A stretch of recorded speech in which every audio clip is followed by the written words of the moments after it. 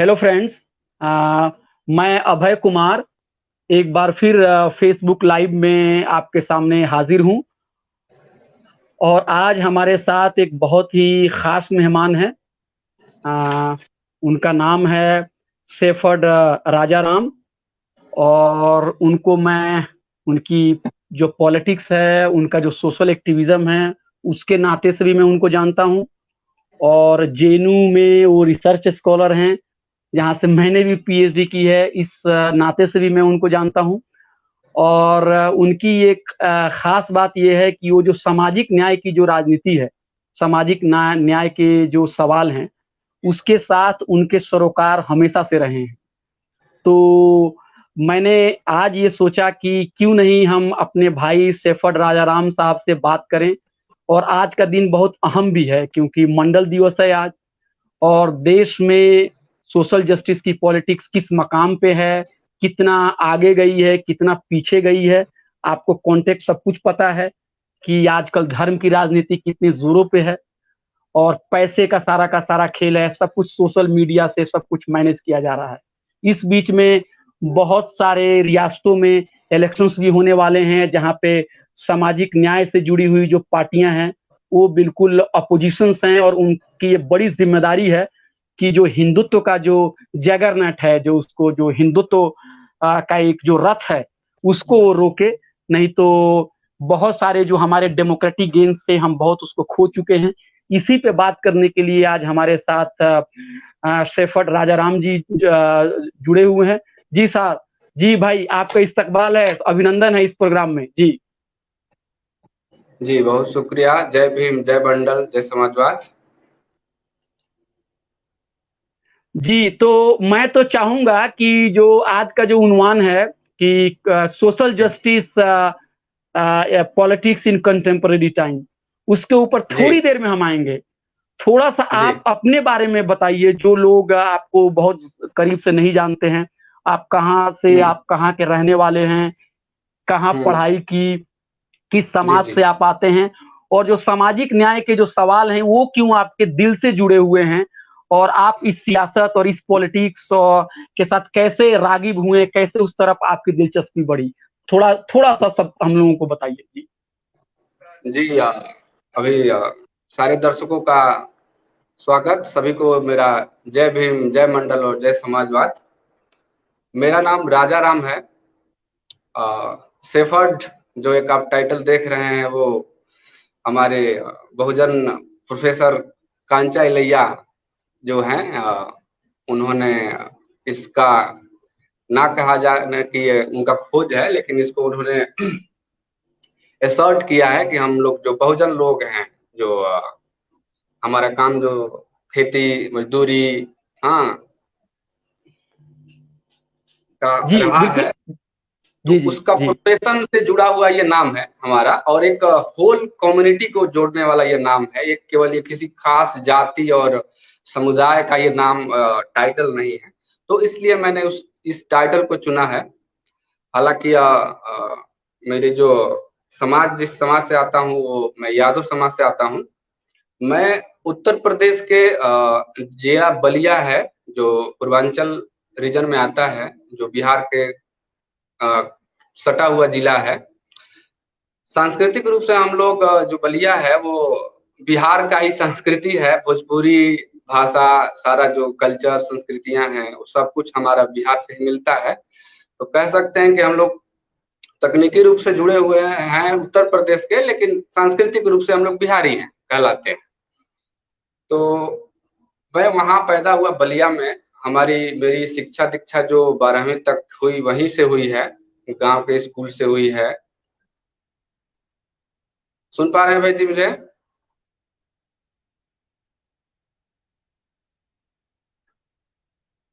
Hello?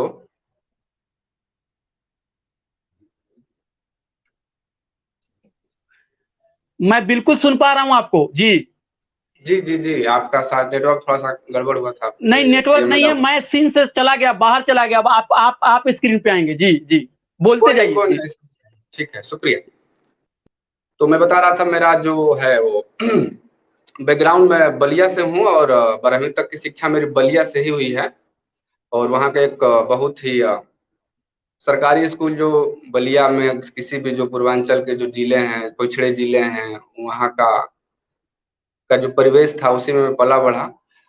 और ईमानदारी से कहूँ तो 12वीं तक की शिक्षा जो मेरी हुई है वो एक तरह से हुई ही नहीं है। 10वीं 12वीं तक की पढ़ाई जैसे उस समय था, कोई क्लासेस नहीं है, कोई इंफ्रास्ट्रक्चर नहीं है स्कूलों में, टीचर्स नहीं आते हैं, बच्चे भी नहीं जाते हैं, नकल होते हैं, चीटिंग होती थी, या पर लड़के नकल मार के पास हो जाते थे। उसी परिवेश में पढ़ाई लिखाई हुआ। ये कहा जा सकता है कि मेरी पढ़ाई 12वीं तक ना के बराबर हुई। लेकिन थोड़ा सा न्यूज़पेपर्स, दुनिया जहान के बारे में थोड़ी सी उत्सुकता थी जानने की, तो पढ़ता रहता था, गांव में जो भी उपलब्ध हो पाता था। हाँ, सॉरी जी सुन पा रहे हैं, बोलिए जी जी, सुन पा रहे हैं जी। जी, एक फोन आ रहा था, सॉरी। तो जी मैंने सुना, कहीं पढ़ा कि बनारस हिंदू यूनिवर्सिटी एक है जो हमारे बनारस में ही पास ही में पड़ती है, वहां पे पढ़ा जा सकता है। वहां पे अगर दाखिला मिल गया किसी तरह से तो बहुत अच्छी यूनिवर्सिटी है। हम्म, ये सुना मैंने, फिर वहां का मैंने फॉर्म भरा। मुझे कोई जानकारी नहीं थी उस वक्त, बीएचयू से के जाने वाले एक भी लोगों को मैं नहीं जानता था कि कौन है। उसको तकनीकी भाषा में कहा जाए तो जो एक कल्चरल हेरिटेज है, जो एक प्रॉपर्टी, एक वो होता है, तो वो हमारे पास नहीं रहा। हमारे खानदान में क्या, गांव में हमारे पूरे 1916 में बीएचयू बन चुका था, लेकिन मेरे गांव से 2008-10 तक कोई पढ़ने नहीं गया बीएचयू में। 150 किलोमीटर की दूरी पे है बीएचयू बनारस। मैं पहला लड़का था जो बीएचयू गया था। वहां पे दाखिला दिया और मेरा हो गया था सिलेक्शन। फिर मैं वहां से ग्रेजुएशन किया 3 साल। फिर वहां से मैं दिल्ली आया। दिल्ली विश्वविद्यालय से के रामजिस कॉलेज से मैंने मास्टर्स किया पॉलिटिकल साइंस में। फिर मैं वहां से जेएनयू आया। जेएनयू में मैंने फिर मास्टर्स किया डबल इंटरनेशनल रिलेशंस में। और फिलहाल मैं वहां से एमफिल किया, फिर पीएचडी में हूँ। तो एक लंबा सफर रहा है दिल्ली का, गांव का, एक जो मिक्स चीजें हैं, गांव से लेके फिर बनारस एक इंटरमीडिएट टाइप का जगह, सेमी अर्बन वो कह लीजिए, मेट्रोपॉलिटन, फिर मेट्रोपॉलिटन, गांव का ये सारा अनुभव होते हुए यहाँ पे पहुंचे। तो यहाँ पे जेएनयू में आने के बाद सबसे पहले कहा जाए तो इस सामाजिक न्याय और इन सब जो चीजें हैं, ब्राह्मणवाद, जितने ये विचारधारा जिसके लिए हम रोज एक दूसरे से लड़ते भिड़ते झगड़ते हैं, हमारा बात आपका बात सुनते हैं, तो उससे साक्षात्कार हुआ सबसे पहले जेएनयू आने के बाद। दिल्ली विश्वविद्यालय में भी मैं इतना वो नहीं था, समझता था चीजों को, लेकिन एक डायरेक्ट जिसको बोलते हैं जुड़ना, एसर्ट करने वाला जो बात हुआ वो जेएनयू में आने के बाद हुआ। 2011 से 11 में जेएनयू आ गया था। तो सामाजिक न्याय का जो मसला है, आज जो हम जिस टॉपिक पे बात करने वाले हैं, वो उसके बारे में लगभग मैं 10 सालों से समझ रहा हूँ, लिख रहा हूँ, पढ़ रहा हूँ, उसके बारे में कोशिश कर रहा हूँ कि उसको है क्या एक्चुअली। फिर उसका एक राजनीतिकरण हुआ है। राजनीति जो है उत्तर भारत की, चूंकि हम बात कर ले खाली, अभी पूरे देश की तो बात है ही, लेकिन जहां से हम आते हैं वहां का पॉलिटिक्स जो है वो हमको शायद सबसे ज्यादा प्रभावित करता है, और स्वाभाविक भी है। तो वहाँ पॉलिटिकल पार्टीज जो भी हैं, जो सामाजिक न्याय का जो नारा देती हैं, और उस पे उनकी राजनीति है कि हम, उनका लक्ष्य है सामाजिक न्याय का। तो उनको समझने का मौका मिला। फिर बाद में उनकी पॉलिटिक्स देखने का मौका मिला, समझने का मौका मिला, कोशिश किया समझने का।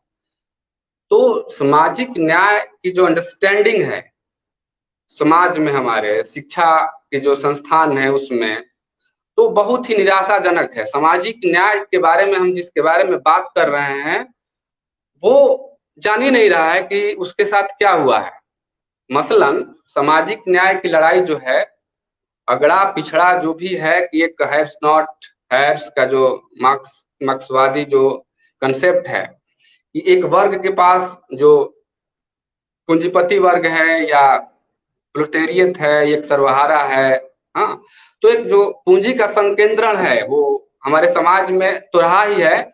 सांस्कृतिक रूप से भी हमारे जो यूरोप से और भारत की जो तुलना की जाए तो वहां पे आर्थिक आधार पे लोग पिछड़े हो सकते थे, सामाजिक आधार का पिछड़ापन जो एक है, जो जातियों के आधार पे बांटा गया है, हमारे समाज को इतने ज्यादा वर्गों में बांटा गया है कि समाज देखने में एक कहा जाता है कि हम बहुत मजबूत हैं, संगठित हैं, हम हिंदू हैं, हमें गर्व है हिंदुओं पे। लेकिन जब उसके सतह में आप जाते हैं तो इतना खोखला समाज है हमारा कि हर जाति एक दूसरे से ऊपर या नीचे है, एक दूसरे को ऊंचा कोई नीचा समझ रहा है। एक सबसे टॉप पे है, एक सबसे नीचे है, बीच में इतना गैप है, वो सीढ़ी है जिसको डॉक्टर अंबेडकर ने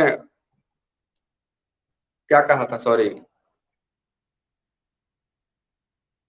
भूल रहा सारी हूँ। बातें कही थी उन्होंने। जी, ये कहा था कि हिंदुस्तानी समाज जो है वो जाति पे आधारित है, और जाति जो है वो किसी एक इंसान के चाहने और न चाहने से नहीं चल रही है, पूरा का पूरा स्क्रिप्चर से, जो मतलब धार्मिक जो किताबें हैं, धार्मिक इंस्टीट्यूशन है, वो उसको पोषण कर रही है। और जब तक उन धार्मिक आस्थाओं पे और उन सारी बातों को जब तक हम उस पर चोट नहीं करेंगे, तब तक के आजादी मिलने वाली नहीं है। और ये बात फूले साहब और सावित्री बाई फूले ने भी यही कहा कि हमको ये जो पूरा का पूरा जो धर्म का जो ये है ना, वो जाल जो है वो इसलिए रखा गया है कि ताकि लोगों को शिक्षा से वंचित की जाए, और एक तरह की गुलामी जो है, इतने सालों से गुलामी वो बनाई जाए। वो चीज आप आज भी देख रहे हैं कि लोग मंदिर बनाने की तो बहुत ज्यादा बात कर रहे हैं, और मंदिर में क्या क्या संगमरमर लगेंगे और हीरे लगेंगे और सोने और चांदी की ईंटें लगेंगे, लेकिन एक भी स्कूल किसी ने नहीं बनाया, एक भी स्कूल नहीं बनाया किसी ने।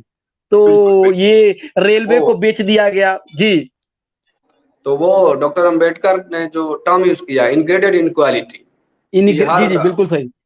हाँ, तो वो एक दूसरे से, जैसे ब्राह्मण है तो वो सबसे टॉप पे है, तो उसके नीचे राजपूत है, उसके नीचे और भी कुछ है, तो वो राजपूत समझ लेता है कि चलो मेरे नीचे यादव है, यादव समझ लेता है कि चलो मेरे नीचे दलित है। तो ये जो इतना बढ़िया बनाया गया है ब्राह्मणवाद को टिकाने का, ये सब मुझे लगता है कि ये उसको टिकाए रखने में सबसे बड़ी भूमिका है। बात यहाँ पे हम जहाँ कर रहे हैं पॉलिटिक्स की, सोशल जस्टिस की, भारतीय राजनीति में, तो वहां पे अब हमको देखना पड़ेगा कि सामाजिक न्याय का क्या स्वरूप हो, क्या स्वरूप हो उसका, कि ये सामाजिक न्याय क्या जाति के आधार पर हो सकता है, जैसे कि राजनीतिकरण किया गया कि एक जाति की पार्टी वो हो गई, एक जाति की पार्टी वो हो गई, घोषित स्वघोषित या समाज के द्वारा या मीडिया के द्वारा, जैसे भी है, उनके द्वारा आपस में राजनीति की गई, लड़ाइयां की गई, दोनों समाज उस पॉलिटिक्स के आधार पर बट गए। जैसे दलित, यूपी की बात की जाए तो दलित और ओबीसी, खासकर यादव, इन दोनों का जो पिछले 90 के बाद से जो राजनीति चली, बीएसपी वर्सेस एसपी, तो उससे हुआ ये कि अपने अपने जगह पे दोनों लोगों ने सामाजिक न्याय के लिए जो किया जा सकता था वो किया राजनीतिक रूप से।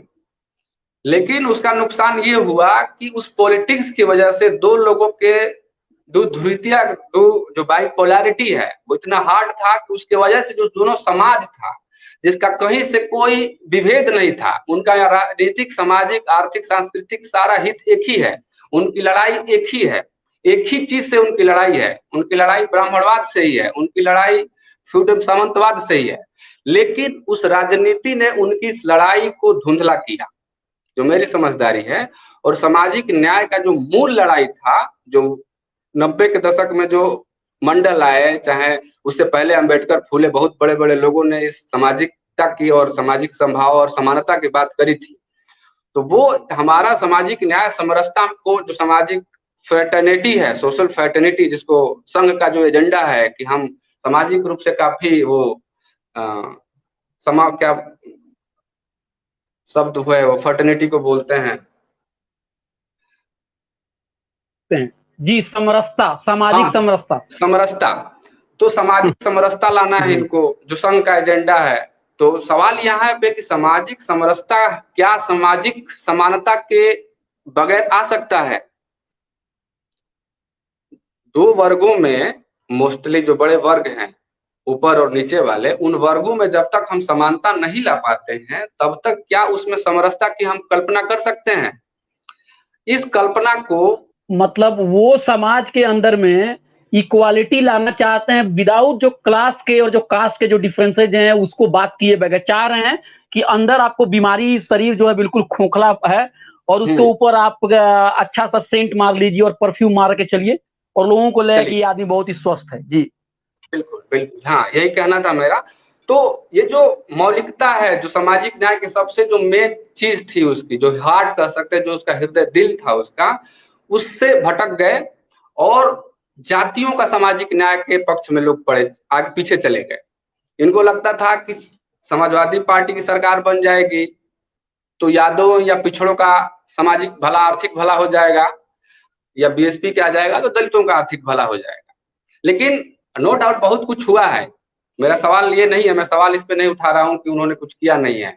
लालू जी बिहार में, चाहे उत्तर प्रदेश में बहन जी, मायावती जी, नेताजी की जो राजनीति रही है सामाजिक न्याय, तो हम लोग के समय हमारे बाप दादा कहते थे कि हम लोग को जो सवर्ण है वो खाट पे उनके सामने हम लोग नहीं बैठ पाते थे, वो लोग मार के भगा देते थे या इस तरह की चीजें।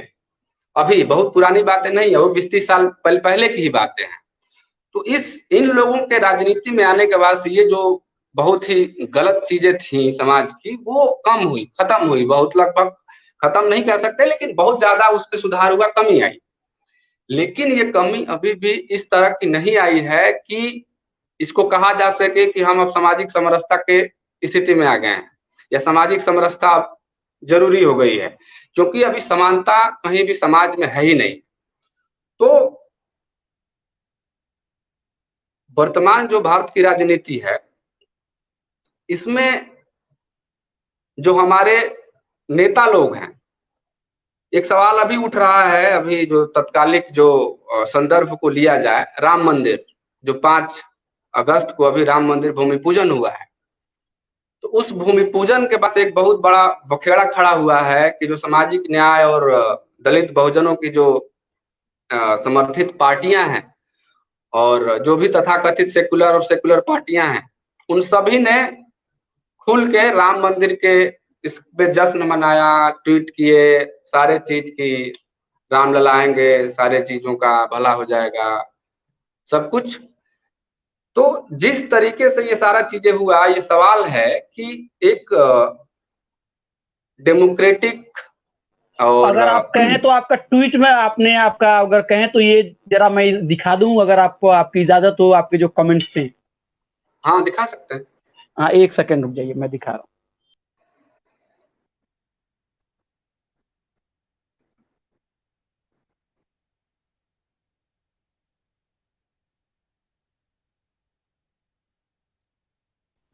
आप अपनी बात जारी रखिए, आप अपनी बात जारी रखिए, अपनी बात जारी रखिए आप। जी जी जी जी। हाँ हाँ। तो मैं कह रहा था कि जो संघ का एजेंडा है, जो हिंदुवादी राजनीति है, जो सामाजिक न्याय के खिलाफ खड़ा हुआ है, जिसे हमारी लड़ाई है सीधी, उसमें कोई इधर उधर की बात नहीं है।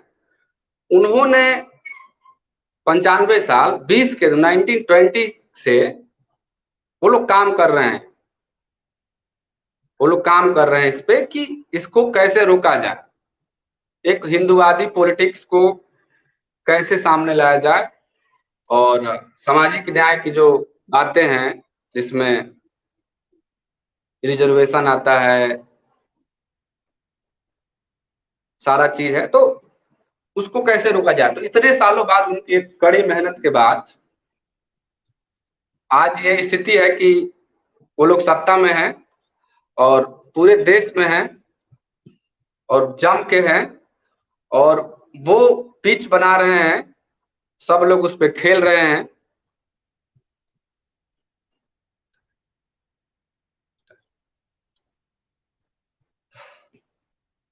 अभय जी, तो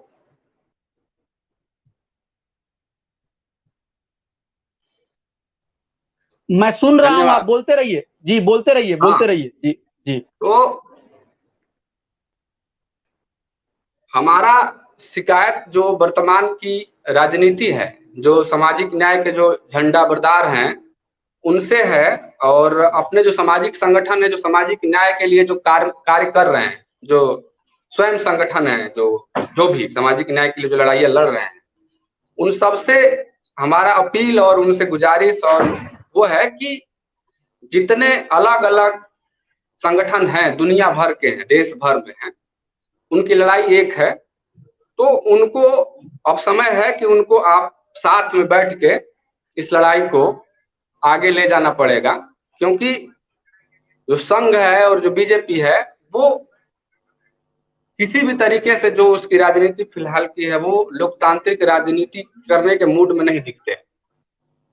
वो एक फासिस्ट जो तरीका है वो सीधा उसको अप्लाई करने का उनका वो साफ साफ दिख रहा है। जिस तरह से एक वन कल्ट मैन जो राजनेता का वो उभार है, सारा केंद्रीकरण हो गया है। हम एक फेडरल स्टेट में रहते हैं, जिसको आप फेडरल स्टेट अब नहीं कह सकते हैं, वो एक सेंट्रल स्टेट हो गया है, सेंट्रलाइज हो गया है बिल्कुल तरीके से। एक आदमी के पे केंद्रित पूरे देश की राजनीति हो गई है।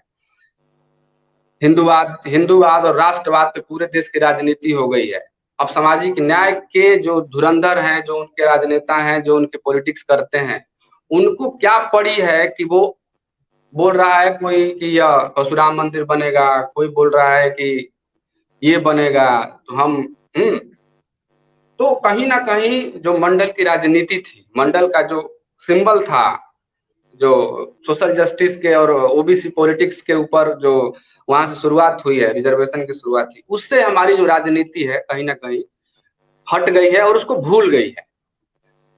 अभी ये बातें चल रही है कि इसकी वजह ये भी है, इसकी वजह ये है जो कि मैं महसूस करता हूं कि हम लोग क्या कर रहे हैं, उनकी पॉलिटिक्स जो है, जो कि नफरत वाली जो पॉलिटिक्स है, वो इतनी पावरफुल हो गई है कि हम उसको रेस्पॉन्ड करते हैं, हम उसको रेस्पॉन्ड, हमारे हर बातों में वही है। सुन लीजिए, हम अपनी राजनीति, हम अपनी पॉलिटिक्स जो है, मान लीजिए कि जो कि भारत के संविधान के अंदर में जो कि इक्वालिटी की बात है, जो बराबरी की बात है, जो जातिगत भेदभाव को खत्म करने की बात है, जो महिलाओं के अधिकार की बात है, जो अल्पसंख्यक के साथ न्याय की बात है, इसको हमको करना पड़ेगा। हमको बार बार जो भी साधन है, देखिए साधन पे हमारे पास कोई हाथ में कुछ साधन नहीं है, बहुत कम साधन है।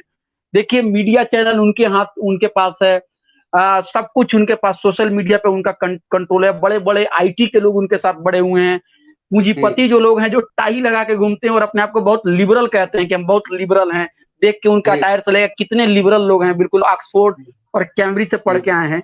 लेकिन सारे के सारे लोगों की जो पॉलिटिक्स है वो एकदम कट्टरवादी पॉलिटिक्स है। आप बताइए, एक साहब ने एक ट्वीट किया था, और कहीं से सोशल मीडिया पे चीजें चल रही है कि लॉर्ड राम को, भगवान राम को की तस्वीर बनी है इतनी छोटी, और प्रधानमंत्री की तस्वीर बड़ी है इतनी बड़ी, और वो उनको लेके मंदिर के अंदर में जा रहे हैं। और उसके बाद में एक दूसरी तस्वीर आई है कि डॉक्टर अंबेडकर जो हैं वो बच्चों को लेके स्कूल की तरफ लेके चले जा रहे हैं जी। तो स्कूल की बात कोई नहीं कर रहा है, अस्पताल की बात कोई नहीं कर रहा है। तो हमको लग रहा है आपको आमंत्रित करने का और आपको यहाँ पे बुला के बात करने का मकसद सिर्फ यही है ना। मैं बहुत बड़ा एंकर हूं और बहुत बड़ा पत्रकार हूं, हालांकि मैंने पत्रकारिता की, मेरे पास सब कुछ है, लेकिन समय का मारा हुआ, क्योंकि आप जिस तरह की बातें कहते हैं उस तरह की बात की कोई जगह समाज के अंदर में है नहीं। उसी तरह से आप भी राजनीति करते हैं और आप भी सही सही बातें रखते हैं, तो आपको भी बहुत ज्यादा प्रमोट करने वाला लोग, बहुत ज्यादा सत्ता में लोग बैठा नहीं हुआ। मैं आज क्या बताऊं, मैं आज सारे अखबार को मैंने देखा है, 8 पेज 10 पेज का हिंदी अखबारों ने मतलब खबर छापी है, और ये चला जा रहा है कि देखिए ये आदिवासी लोगों ने, एक तो खबर पढ़ के मेरा दिमाग ही ये हो गया कि आदिवासी लोगों में जो सरना लोग थे उनका किसी का बयान छपा है, पता नहीं वो कौन सरना है आदिवासी लोगों में, कि वहां की मिट्टी गई हुई उस पूजा में, और वो अपने आप को बहुत ही गौरव महसूस कर रहे हैं कि यहाँ की मिट्टी चली गई। कोरोना के बारे में एक वो भी दौर था, ये याद कीजिए राजा राम जी, जब सब्जी गरीब आदमी बेचता था तो उसके ऊपर लात पुलिस मारती थी, कई लोग मर गए, ट्रेन को नहीं चलाया गया, और पूरे के पूरे इलाके में आज आजकल देखेंगे तो जुलूस निकल रहा है, कोई कोरोना का गाइडलाइंस नहीं फॉलो किया जा रहा है, और जो अल्पसंख्यक समुदाय के जो लोग हैं उनके घर से इस तरह के मतलब जुलूस निकाले जा रहे हैं और उनको प्रवोक किया जा रहा है। भाई आपको भगवान राम की पूजा करनी है तो कौन आपको मना कर रहा है। कबीर साहब भी हम लोग को एक उनका दोहा था, हम लोग पढ़ते थे बच्चे में 7वें 8वें क्लास में, तब बिहार टेक्स्ट बुक में, मोको कहाँ ढूंढे रे बंदे मैं तो तेरे पास रे। तो मोको को और मेरे को और भगवान को ढूंढने के लिए जितने ये धर्म के जो ठेकेदार लोग जो बैठे हुए हैं कि भगवान को इसी मंदिर में ढूंढो, उसी मंदिर में ढूंढो जहां पे कि मस्जिद तोड़ी गई है, उसी मंदिर में ढूंढो जहां पे संगमरमर से बना हुआ है, उसी मंदिर में ढूंढो जहां पे कोरोना के टाइम में अस्पताल न बन के हम सारी एनर्जी वहां पे लेके चले गए हैं। तो हमको लगता है राजा राम जी की आपका और मेरा जो है बहुत ही छोटा ये है, बहुत ही छोटा यहाँ पे एक छोटी एक कोशिश है, छोटा योगदान है। हम लोगों को ये आज से ये प्रण करना पड़ेगा, कसम लेनी होगी, हम अपनी बात करेंगे।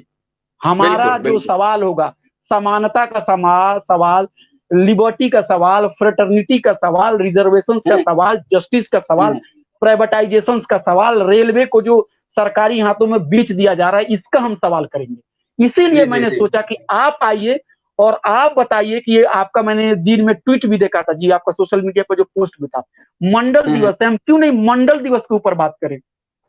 रिजर्वेशन 27% उन्होंने 1990 में लागू किया, 3 साल तक वेट करना पड़ा, कोर्ट में मामला चला, जो चीज 47 में मिल जाने चाहिए थी उसको 90 तक वेट करना पड़ा, 93 तक, 97%, 27% रिजर्वेशन कहीं लागू नहीं हुआ, 8 से 10% से ज्यादा कहीं बढ़ा नहीं हुआ है, और आज तक सेंट्रल यूनिवर्सिटीज में एक ओबीसी प्रोफेसर नहीं है। और डिबेट दूसरा क्या चला हुआ है, डिबेट दूसरा ये चला हुआ है कि राम मंदिर और एक खास तबका और एक खास मतलब जाति जो है वो ओबीसी के खास जाति है, सब कुछ हड़प ली हुई है। लेकिन कोई ये बात नहीं कहता कि अगर क्रीमी लेयर का सवाल है और ये इतना ही जरूरी है भारत में बराबरी लाने के लिए, तो क्रीमी लेयर की बात ऊपर से कीजिए भाई, कि जो ऊपर में जो सबसे ज्यादा सत्ता में बैठा हुआ है लोग, जुडिशियरी में, मीडिया में, बिजनेस में, एजुकेशन इंस्टीट्यूट में, उनका कितने प्रोफेसर जो है सवर्ण जात से आ रहे हैं, कितने प्रोफेसर आला जात से और ब्राह्मण जात से आ रहे हैं, उनसे आप रिकॉर्ड दीजिए, उनको ये सब चीजों को जारी कीजिए। तो यही मकसद था कि आप यही बात हम लोगों को करना है, उन्होंने क्या किया और मंदिर वाले ने क्या किया, पता नहीं हम कितनी जल्दी इस बातों से निकल पाए और ये हम बात करें कि हमारी राजनीति क्या है। हमारी राजनीति है कि हम लोकतंत्र में विश्वास करते हैं, हमारी राजनीति ये है कि हम वोट देंगे अस्पताल के लिए, हम वोट देंगे नौकरी के लिए, हम वोट देंगे शांति के लिए। हमको मंदिर जो है, भगवान में हमारी आस्था या नहीं है, ये घर के अंदर हम तय करेंगे। आप कौन होते हैं ठेकेदार बनने वाले? जी बिल्कुल।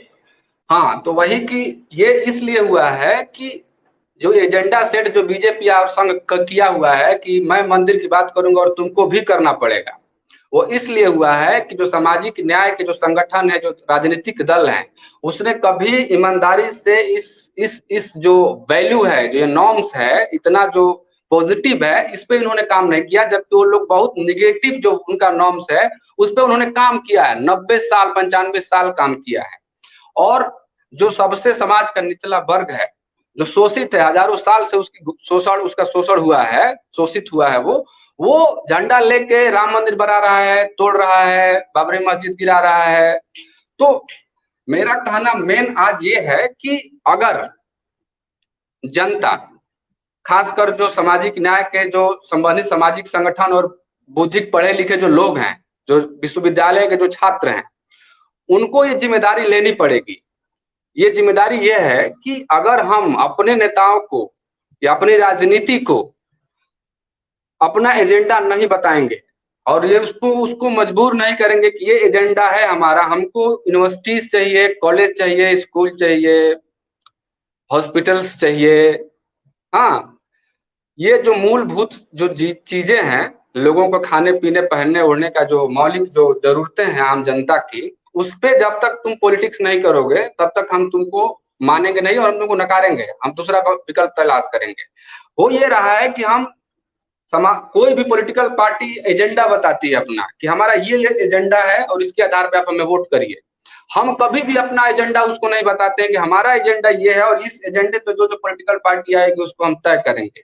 और वो इसलिए कर पा रहे हैं और हम इसलिए नहीं कर पा रहे हैं कि हम बहुत लेजी लोग हैं और हम अपना काम नहीं कर रहे हैं ठीक से। हमको आगे आना पड़ेगा, नहीं तो पॉलिटिकल पार्टीज का हम लोग पिछलग्गू बन जाएंगे और बने हुए हैं आज तक।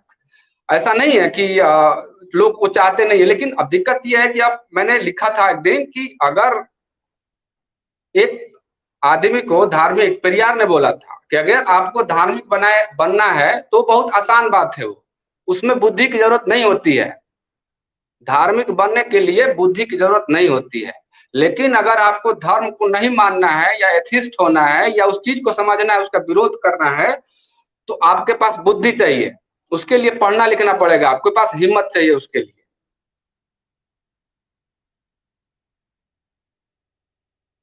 जी सुन पा रहा हूँ आपको जी। हाँ, जी और सामाजिक न्याय जो है उससे उन लोगों को जोड़ना पड़ेगा और हम लोग को असर्ट करना पड़ेगा। पॉलिटिकल पार्टी पे बहुत दबाव बढ़ाना पड़ेगा अपना, उनके खिलाफ, उनके विरोध में उनका आलोचना करनी पड़ेगी, बजाय इससे कि उनका पिछलग्गू बने।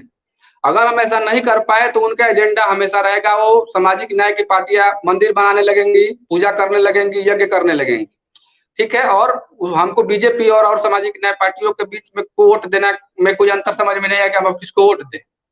बाकी सामाजिक न्याय में और भी बहुत सारी चीजें हैं। मुसलमानों की कोई बात नहीं कर रहा है। मुसलमान ऐसा लग रहा है कि इस देश के है ही नहीं है वो लोग। 20% उनकी संख्या है भाई, कहाँ जाएंगे वो? उनको उनको राम मंदिर बन गया, वो ठीक है, राम मंदिर बन गया, स्वागत सुप्रीम कोर्ट ने बनाया, ठीक है, बनाइए मंदिर। लेकिन ये समझना पड़ेगा कि राम मंदिर जो है वो इस देश का पहला मंदिर नहीं है। वो एक सिंबल है, और गंदा सा सिंबल है, जिसके आधार पर फिर वोट मांगेंगे वो लोग आपसे।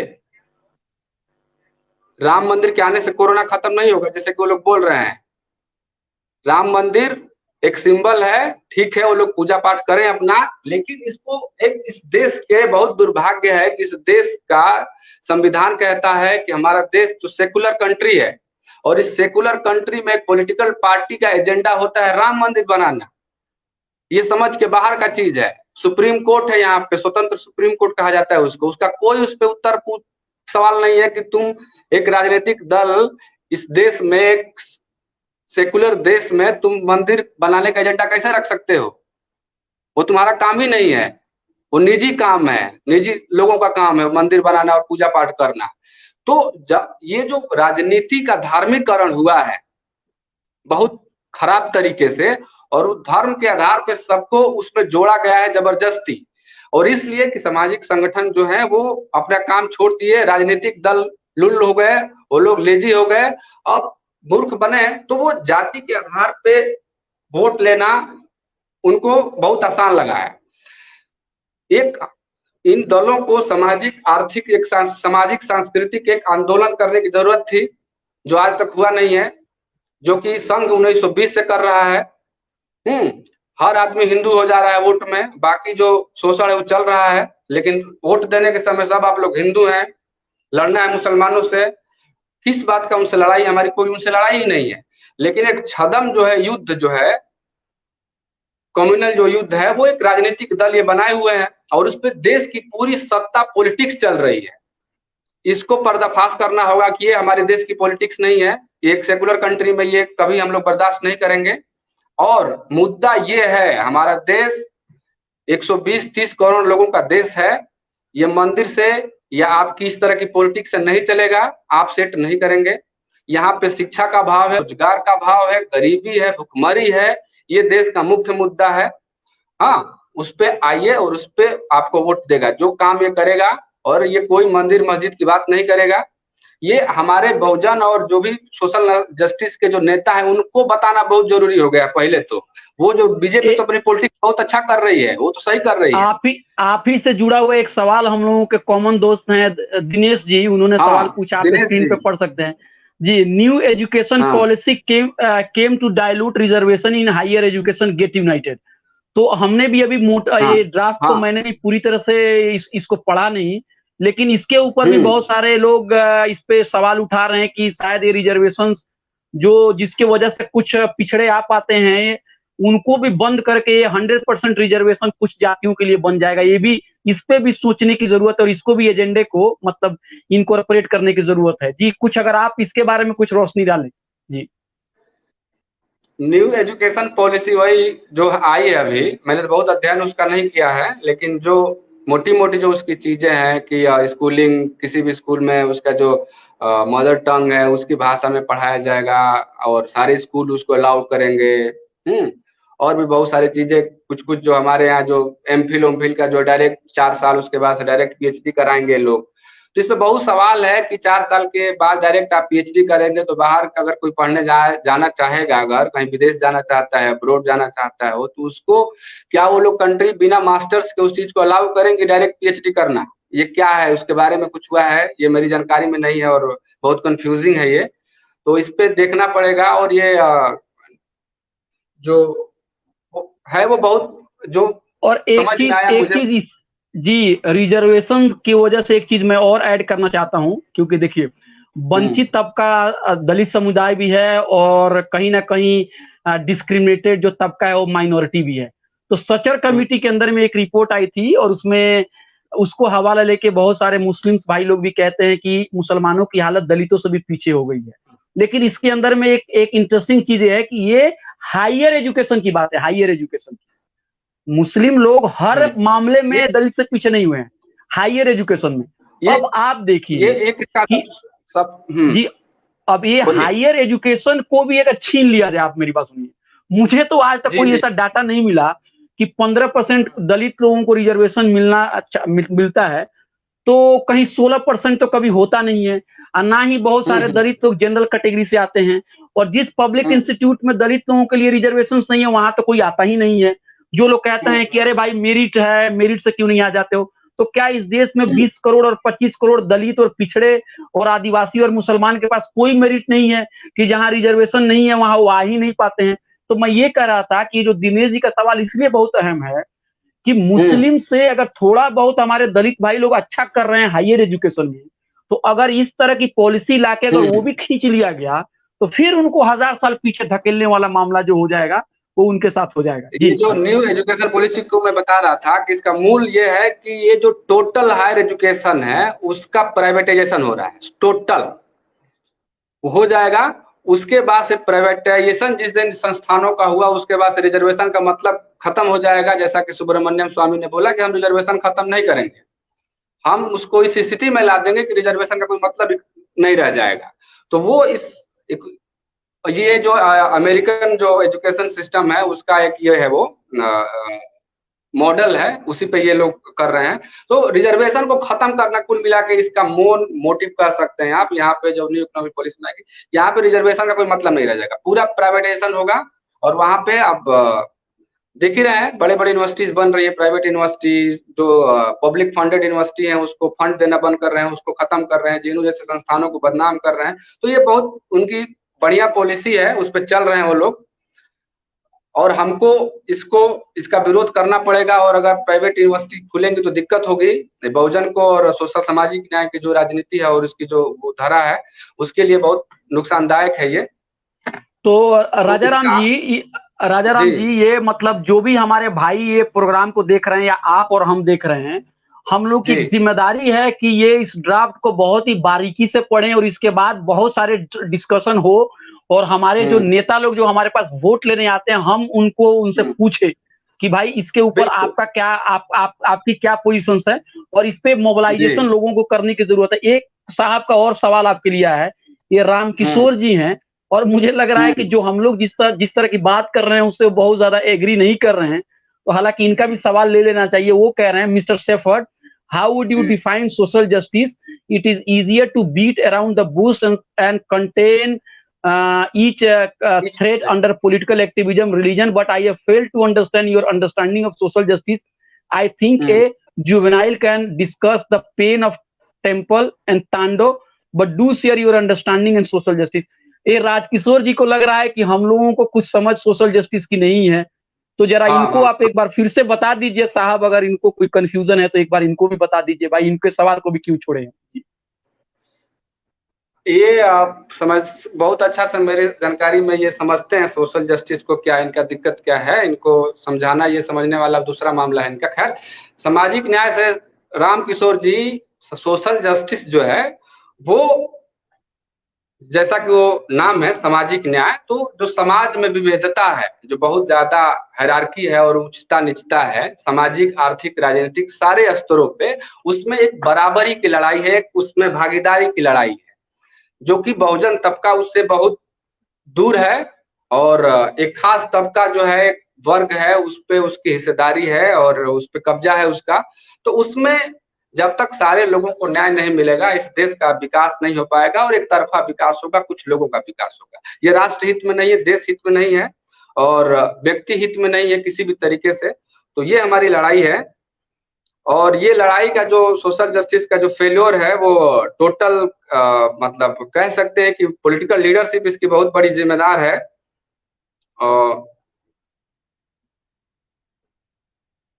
बहुत लोगों को इस सोशल जस्टिस के और एजुकेशन पॉलिसी से बहुत अलग मतलब उस पर ध्यान नहीं दिया गया। जैसे कि मुस्लिम इस देश में सब पिछड़े तो है ही, मुसलमानों की स्थिति और खराब है शैक्षिक रूप से।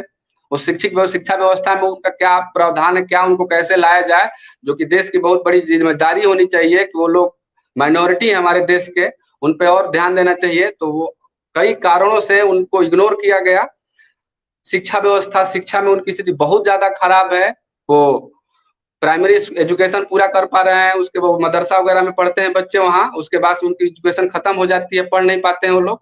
तो इन पे हमारे देश में, हमारे राजनीतिक में उसको इंक्लूड करना पड़ेगा, सामाजिक न्याय में उनको इंक्लूड करना पड़ेगा बहुत संजीदगी से। और वो हमारे साथ हैं और उनको हमको साथ लेना पड़ेगा। जिस तरह से कम्युनल पॉलिटिक्स हो रही है वो एक थ्रेट भी है, एक नेशनल जो हमारा इमेज है देश दुनिया में, उसके लिए भी खतरा है कि हमारे देश में क्या माइनॉरिटी सुरक्षित नहीं रहेगी, क्या हम इतने बहुजन इतने लोग हैं, क्या उनको नहीं बचा सकते, उनकी बात नहीं कर सकते हम, उनके बारे में जो मन करेगा वही कह देगा, कोई भी बोल देगा कि तुम पाकिस्तान चले जाओ। हाँ, जो पाकिस्तान 57-47 में भारत आजादी के बाद जो हिंदुस्तान में जो मुसलमान रहा, वो उसके पास वो रहा, वो अपने मर्जी से रहा है, जबरदस्ती उसको नहीं रखा गया। उसके पास ऑप्शन था पाकिस्तान जाने का, लेकिन नहीं गया। इसका इसका इससे बड़ा प्रमाण नहीं हो सकता कि उस धरती से, इस जमीन से प्यार करता है। कोई अगर उससे सबूत मांग रहा है तो बहुत ही फालतू बात है, ये उसको नहीं मांग सकता, उसके पास नैतिक अधिकार नहीं है। एक उस भारत के मुसलमान से कोई उसका वो मांगे, सर्टिफिकेट मांगे राष्ट्रवादी होने का, उस देश में है, आजादी के बाद से अपने इच्छा से है, ये वो सर्टिफिकेट है उसका, किधर है वो। तो इसको बात सबको बताना पड़ेगा और इसको हम लोग को बहुत मुखर होना पड़ेगा। और हमारे जैसे जो युवा हैं, लोग हैं। जी भाई, मुझे लग रहा है कि जो हम लोगों का डिस्कशन है उस वो लोगों को बहुत हमारे पास बहुत सवाल आ रहे हैं और लोगों के अंदर में एक थॉट को जनरेट कर रहा है, तो ये हमारी कामयाबी है।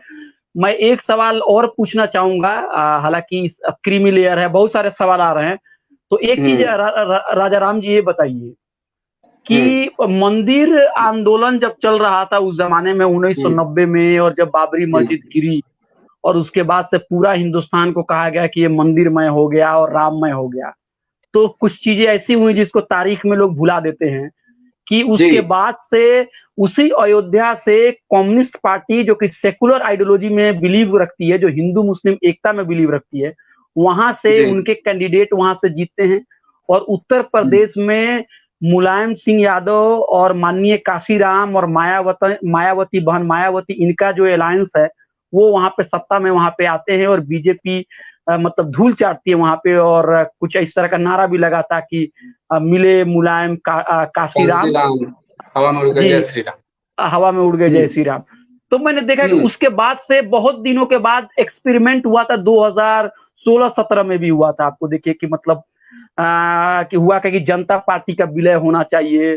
फिर उसके बाद एक एक्सपेरिमेंट पिछले इलेक्शंस में हुआ है कि बहन मायावती और अखिलेश ये सब लोग साथ में आ जाए। उससे पहले कितना ड्रामा हुआ आप देखे होंगे, अखिलेश समाजवादी पार्टी के अंदर में, ये पार्टी टूटी तो ये टूटी, तो इनको बाहर तो उनको बाहर। मुझे लग रहा है किसी न किसी की नजर लग जा रही है, दलित पिछड़े को लोग यूनाइट देखना नहीं चाहते। जी बिल्कुल बिल्कुल, यूनाइट तो देखना तो नहीं चाहते हैं, जो नहीं देखना चाहते वो उनका तो ठीक काम है, वो तो नहीं चाहते हैं कि उनको अगर ये बहुजन यूनाइट हुए तो उनका नुकसान होने वाला है, तो वो तो अपना काम ठीक से कर रहे हैं।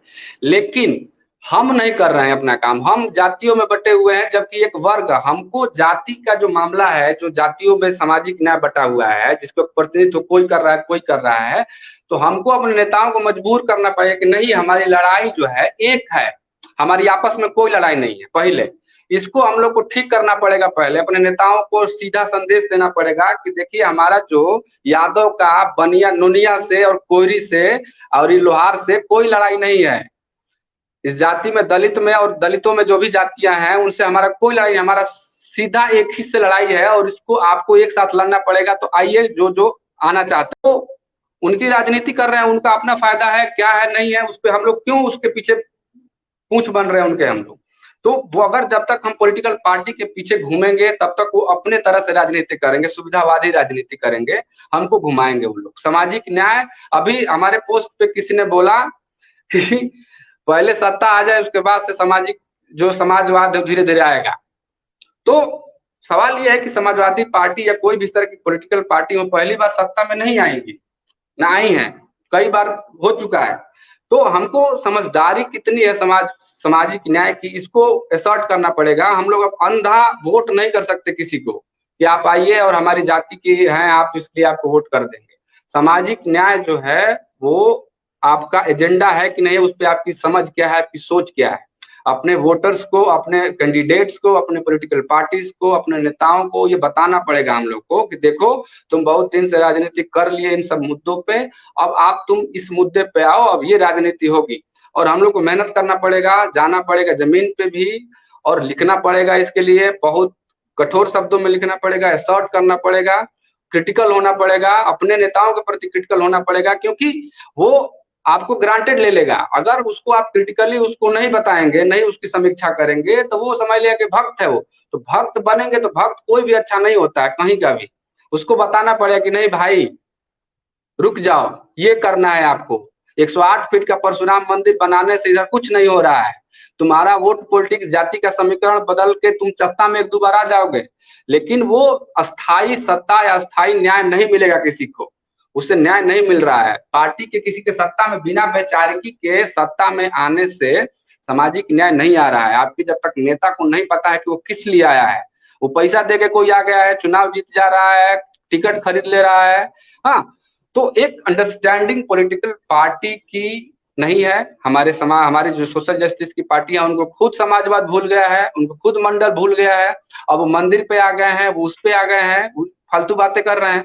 तो उनको कौन बताएगा कि आपकी ये पॉलिटिक्स नहीं है, आपकी ये पॉलिटिक्स, आपकी पॉलिटिक्स। अब देखिए उस अब मुझे अगर कम्युनल स्टैंड पे वोट देना है, मुझे मंदिर पे वोट देना है अगर किसी को कम्युनल लाइन पे, तो वो भाजपा को वोट करेगा ना भाई, कि आपको क्यों वोट करेगा वो। मेरी समझ में बिल्कुल नहीं आता कि अगर मंदिर पे बहन जी भी मान लीजिए मंदिर बनवा रही है, अखिलेश जी भी बनवा रहे हैं, तेजस्वी भी बनवा रहे हैं, और भी जो रीजनल पार्टियां हैं सामाजिक न्याय की जो है, सभी लोग अगर मान लीजिए मंदिर बनवा रहे हैं, नहीं नहीं, तो आपने मंदिर जो जो भारत की सबसे पुरानी पार्टी है उनको आप छोड़ दे रहे हैं, वो सोने का ईंट भेज रहे हैं वहां पे। जी जी, हाँ, मेरे चांदी का पास ईंट। जी एडिडास है, मेरे पास एडिडास का ऑप्शन है, तो मैं एडिडास को क्यों चुनूंगा, मैं एडिडास पहनूंगा ना भाई। रे बैन का चश्मा मिल रहा है मुझे, तो बे बैन का चश्मा क्यों पहनूंगा मैं। तो ये चीज कोई लोग समझ नहीं रहे हैं, तो इनको समझाना पड़ेगा हम लोग को। और वो देश की राजनीति नहीं हो सकती है, कम्युनल इस देश की राजनीति नहीं हो सकती है। उसको हमको अपने नेताओं को सेट नहीं करने देना होगा, हमको उनको बताना पड़ेगा, रोड पे आना पड़ेगा, इसके लिए मेहनत करना पड़ेगा। क्योंकि वो जो राजनीति कर रहे हैं बहुत आसान वाली राजनीति है, आराम से आपको, गधा है आप, नहीं पढ़े लिखे हैं, आपको रामायण चल रहा है, महाभारत चल रहा है, श्री कृष्णा चल रहा है, टेलीविजन पे ब्रॉडकास्ट हो रहा है। अच्छा, तो एक हाँ चीज वो बताइए, सरकार, आज आज आज मैंने आपका पोस्ट पढ़ा था, वो जो जो आपने सवेरे जो उसमें लिखा हुआ है, तो उसमें जरा मैं पढ़ के दे दूं। उसमें लिखा हुआ था, ओबीसी क्रीमी लेयर के संदर्भ में parliamentary committee of OBC OBC उसके बाद की अनुशंसा, हाँ लागू अनुशंसा लागू हो। क्या था ये, आप ही जरा पढ़ दीजिए, वो क्या था। जी जी। और ओबीसी उसके क्रीमी अलावा लेयर के संदर्भ में, ओबीसी क्रीमी लेयर के संदर्भ में parliamentary committee on OBC welfare की अनुशंसा लागू हो। जी सेकेंड जी था जी जाति जनगणना में जाति की गणना हो। थर्ड था जी, सरकारी उपकरणों का निजीकरण बंद किया जाए। चौथा था हाँ। सार्वजनिक संस्थानों का जो बैकलॉग है उसको भरा जाए, और निजी क्षेत्र में आरक्षण लागू हो। तो अगर मैं इसको समराइज करूं जी, अब मुझे दिख रहा है, तो जो जी ओबीसी का जो क्रीमी लेयर के संदर्भ में जो parliamentary committee of OBC welfare ने जो रिकमेंडेशंस दिए थे, उसको पहला जी डिमांड है कि उसको लागू किया जाए।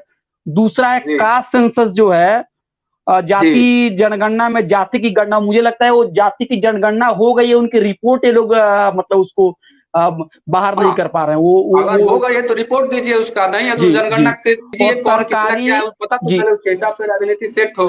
अच्छा, उसके अलावा जो तीसरा है कि सरकारी उपकरणों का मतलब जो पब्लिक इंस्टीट्यूट है जिसको कि लोगों के खून पसीने से ये हाँ बना बना है 50 साल 60 साल 70 सालों से, उसको आप हाँ निजीकरण करके प्राइवेटाइज करके आप जो जो बड़े बड़े लोगों के हाथ में जो बेच दे रहे हैं 2 पैसे के मूल में, तो उसमें हाँ जो जहां पे एम्प्लॉयमेंट का एकमात्र अपॉर्चुनिटी यहाँ के वंचित समाज के साथ है, उनको उनका जी तो हक मार ले रहे हैं। स्वर्ण जाति जी के जो लोग हैं वो कहीं ना कहीं शायद हो सकता है कि प्राइवेट सेक्टर में कुछ उनकी जगह मिल जाए, हालांकि जी उनके भी जो गरीब लोग हैं उनके साथ भी बहुत तरह की समस्याएं हैं। उनमें भी जो जी गरीब अमीर के जो अमीर हैं उनके लिए तो कोई दिक्कत नहीं है, लेकिन जो निचले तबके का लोग है उनके पास भी हम्म उतना कैपिटल नहीं है कि वो प्राइवेट सेक्टर में भी बड़ी बड़ी जॉब ले ले। तो ये तो हम्म पब्लिक इंस्टीट्यूशंस को बचाना हम सब लोगों की जिम्मेदारी है जी। जी और जी आपने कहा कि जो बैकलॉग है उसको भरा जाए, क्या बैकलॉग भरेंगे साहब? 7 से 8% या 10% रिजर्वेशन ही पूरा हुआ है, और हाँ, वो भी ओबीसी की आबादी जो है वो तकरीबन 50 से 50 या 52% है। तो जी वो तो मतलब कितनी कितनी नाइंसाफी है, मैं आपको क्या बताऊं कितनी नाइंसाफी है।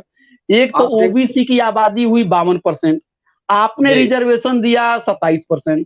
उस हम्म 27% का रिजर्वेशन उस 27% का रिजर्वेशन मिला आपको 40 या 50 साल वेट करना पड़ा, उस रिजर्वेशन को भी हम्म आप लागू नहीं करते। और एक सेंट्रल हम्म यूनिवर्सिटी में एक प्रोफेसर भी आपको ओबीसी का नहीं है, और आपने डिबेट ये बनाया कि कुछ जातियां जो हम्म है देखो देखो सारा का सारा पिछड़ी हम्म जातियों का हक मार ली है, और इसलिए क्रीमी लेयर को लगाओ और ओबीसी को स्प्लिट करो। और इसमें देखिए जो हमारे हम्म जो ओबीसी समाज से जो नीचे से जो हमारे नीचे तबके से जो हमारे भाई जो आए हैं वो ईबीसी, उनके भी बहुत सारे जो डिमांड्स है बिल्कुल सही है कि उनके बिल्कुल बहुत सारे समुदाय के लोग एक दो लोग भी नहीं आ पाते, ये भी मुझे पता है, मैं उन हम्म चीजों पे पर्दा नहीं हम्म डाल रहा हूँ। और ओबीसी हम्म और जो मंडल कमीशन बना उसके ऊपर में भी इस तरह के विवाद थे कि भाई उसमें एक एनेक्सर होना चाहिए, 2 एनेक्सर होना चाहिए।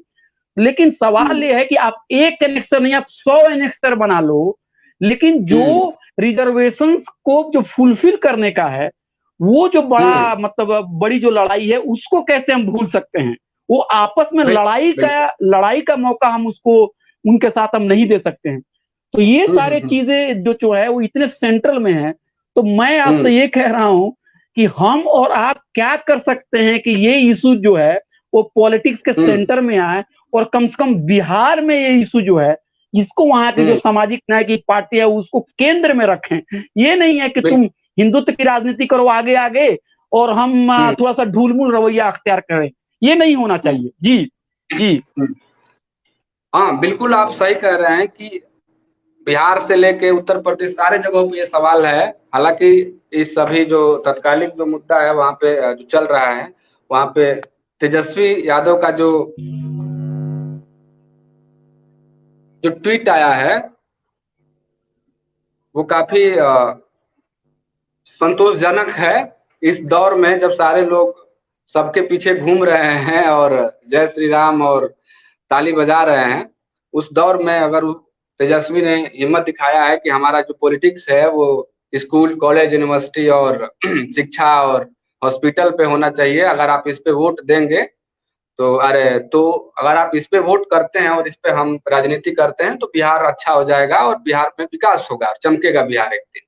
तो एक अच्छा संकेत है ये, और मुझे लगता है कि जिस कारण भी हो जैसे भी हो, और उत्तर प्रदेश में भी और वहां पे भी जो वहाँ के सामाजिक न्याय के जो लड़ने वाले जो लोग हैं उन पे उनको इस चीज को और उस पे सर्ट करने की जरूरत है। और हमारे उत्तर प्रदेश में स्थिति बहुत ज्यादा खराब है अभय जी, बहुत ज्यादा खराब है। बीएसपी और एसपी दोनों पॉलिटिकल पार्टियां जो है हमारी सामाजिक न्याय की वो बहुत पीछे चली गई हैं। कमंडल एकदम, कमंडल को लगता है अपना लिया इन लोगों ने, मंडल की राजनीति समझ नहीं आ रही है इन लोग को। हाँ, उनके जो जो नेता हैं जो लखनऊ बेस्ड वाले, वो लाग लॉजिक दे रहे हैं कि नहीं पहले सत्ता ले लिया जाएगा उसके बाद सामाजिक न्याय होगा। तो ये अजीब बात है कि क्या करा जाए इनका। तो हम लोग की जिम्मेदारी इस दौर में अभय जी बढ़ जाती है, बहुत ज्यादा बढ़ जाती है। हम जो विश्वविद्यालय 13 पॉइंट रोस्टर 200 पॉइंट रोस्टर का जो अभी लड़ाई चला है, उसमें मुझे लगता है कि पॉलिटिकल पार्टी हम लोग के पीछे थी। इस लड़ाई को स्टूडेंट्स ने लड़ा था, हम छात्रों ने लड़ा था, रूट पे इतना बड़ा आंदोलन था वो। इसके वजह से सरकार को पीछे हटना पड़ा था। लेकिन अब हमको तय करना पड़ेगा कि सामाजिक न्याय की जो लड़ाई है वो फिलहाल की जो स्थिति है वो पॉलिटिकल पार्टी अपना एजेंडा नहीं बना रही है, इसको उसका एजेंडा नहीं है सामाजिक न्याय। वो खाली फैशन में नाम रखे हैं अपना समाजवादी, और ये लोग समाजवादी और समाजवाद इनको समझ में नहीं आ रहा है।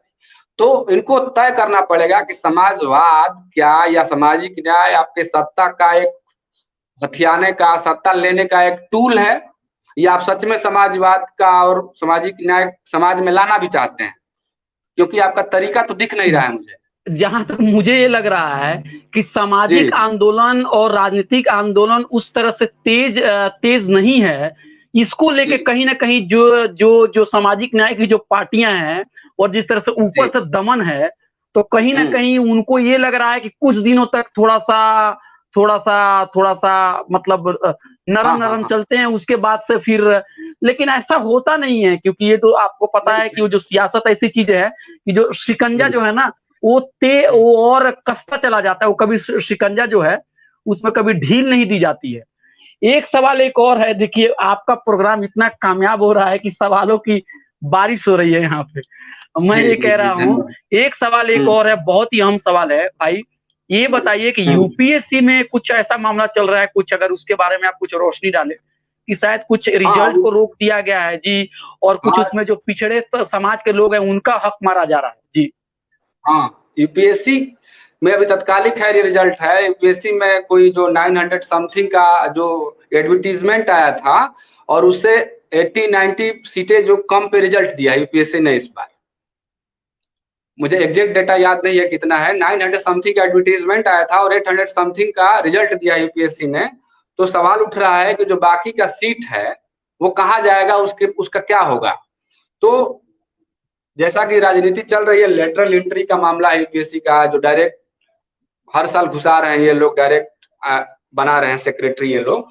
तो ये रिजर्वेशन का जो मजाक उड़ा रहे हैं ये लोग वहां पे, तो ये एक सवाल है। और सवाल ये है कि रिजर्वेशन किसको दिया जा रहा है, समझ में ये नहीं आ रहा है पहले तो। कि 50% का पहले कैप था कि 50% से ज्यादा रिजर्वेशन नहीं होगा 59 से। अब वो उसको बढ़ा के 60% कर दिया गया, 10% ईडब्ल्यूएस को दे दिया गया। अब जितना सवर्ण का पॉपुलेशन है उसको भी रिजर्वेशन मिल गया, दलित को, ट्राइब्स को, जो भी SC ST समूह है उनको भी लगभग उनके संख्या के अनुसार मिल गया। ओबीसी 54% के आसपास जनसंख्या है, उनको 27% रिजर्वेशन दिया गया है अभी 20 साल पहले। वो भी अभी 10-12% पे आके रुका हुआ है। तो ये सबसे ओबीसी से क्यों इतनी दिक्कत है लोगों को, ये क्यों नहीं देना चाहते हैं रिजर्वेशन। अब बता रहे हैं कि 50% कैप है और 50% रिजर्व है, उसमें अगर आप ओबीसी हैं और SC हैं ST हैं तो 50% पे नहीं जा सकते।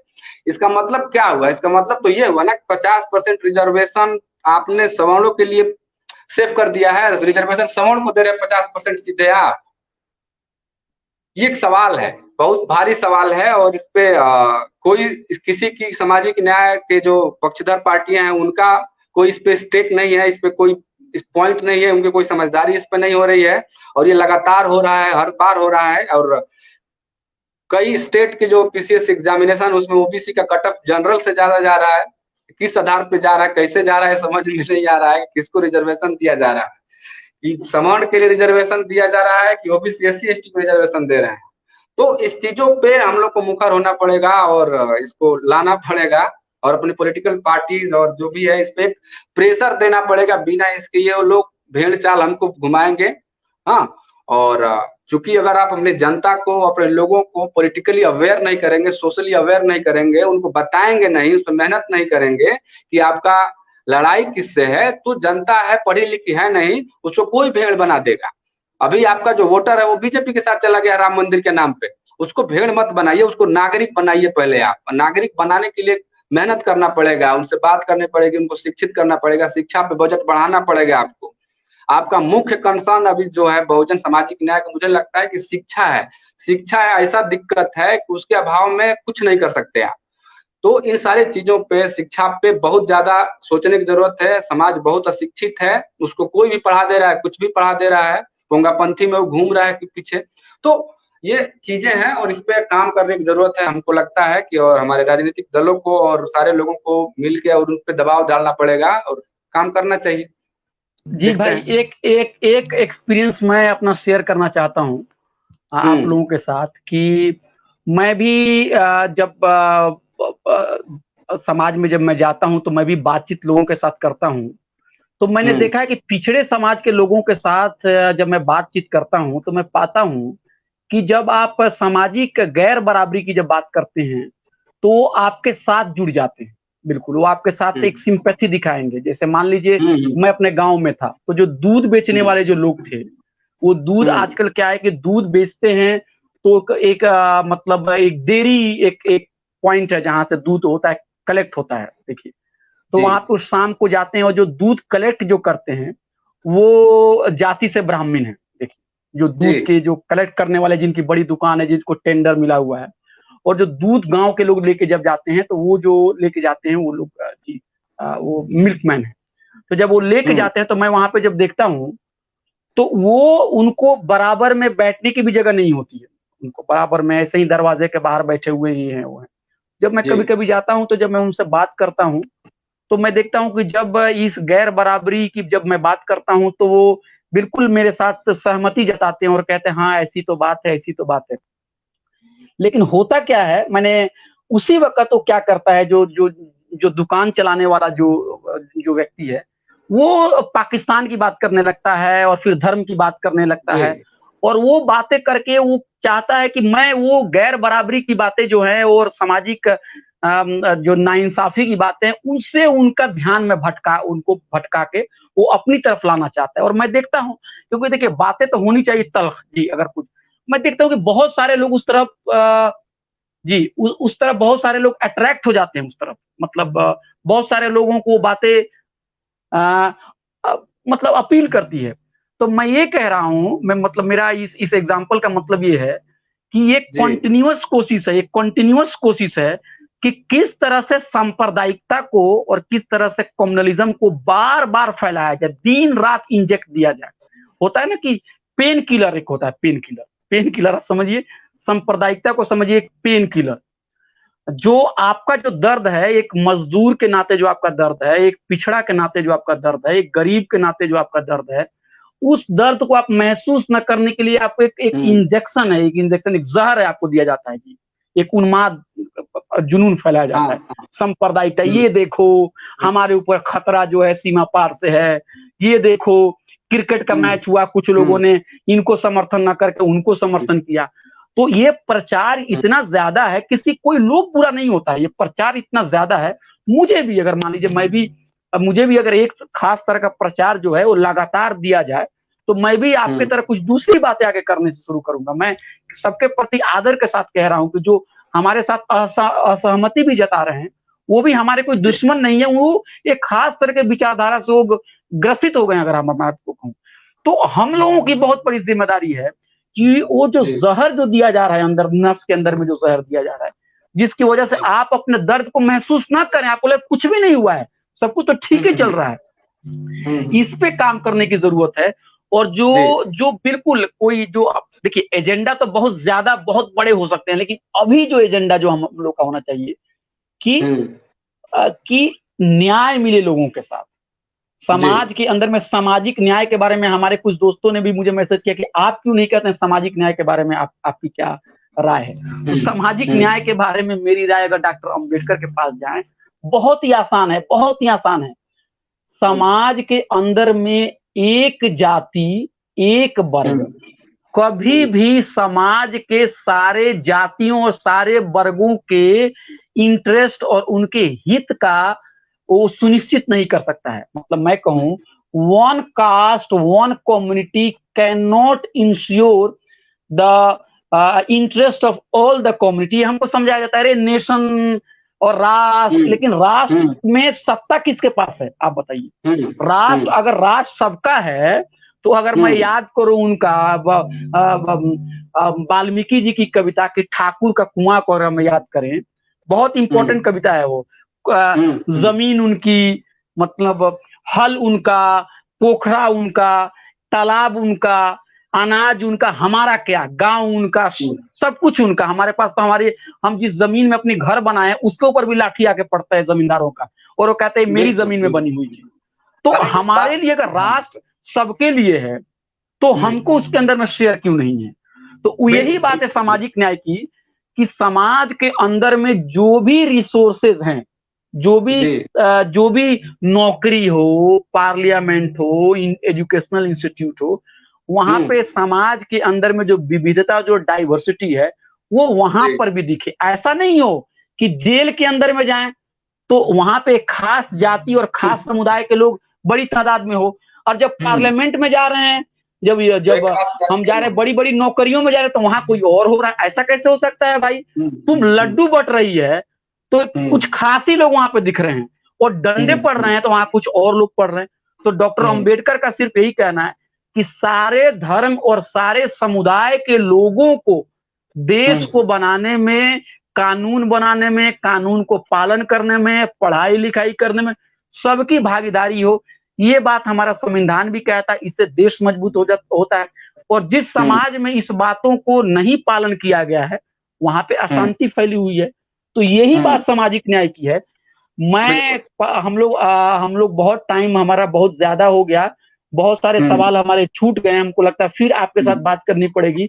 आखिरी मौका मैं आपको दे रहा हूँ। बिहार में इलेक्शन होने वाला है, और जो कुछ भी उत्तर प्रदेश में हुआ वो सब कुछ आप देख ही रहे हैं। आप 2 या 4-5 मिनट के अंदर में, जो भी नौजवान लोग इस प्रोग्राम को देख रहे हैं, जो भी यंग पत्रकार जो पिछड़े तबके से जो देख रहे हैं, जो कि आप बताइए किस तरह से पिछड़ों की एकता हो, पिछड़ों के मुद्दे को कैसे केंद्र में रखें, और कैसे आगे वाले राजनीतिक और सामाजिक जो चुनौतियां हैं उससे हम कैसे मुकाबला करें। आपको मैं 5 मिनट का वक्त देता हूं, और एक तरह से एक कंक्लूड भी कर सकते हैं और कुछ नई बातें भी जोड़ सकते हैं। और जिन दोस्तों को और भाइयों का हमने सवाल इस बार नहीं ले पाए हैं, अगली बार हम जरूर लेंगे। और अब आपको मैं मौका दे रहा हूं, और जो भाई इस प्रोग्राम को देख रहे हैं, अगर आप शेयर करेंगे तो मेरी बात, आपकी बात, राजा राम भाई की बात ज्यादातर लोगों तक पहुंचेगी। भाई आपको आखिरी मौका, और आप कंक्लूड कीजिए इसको। चुनौतियां कैसे हैं, बहुत ही सरल भाषा में, आप सब जान ही रहे हैं। जी भाई जी।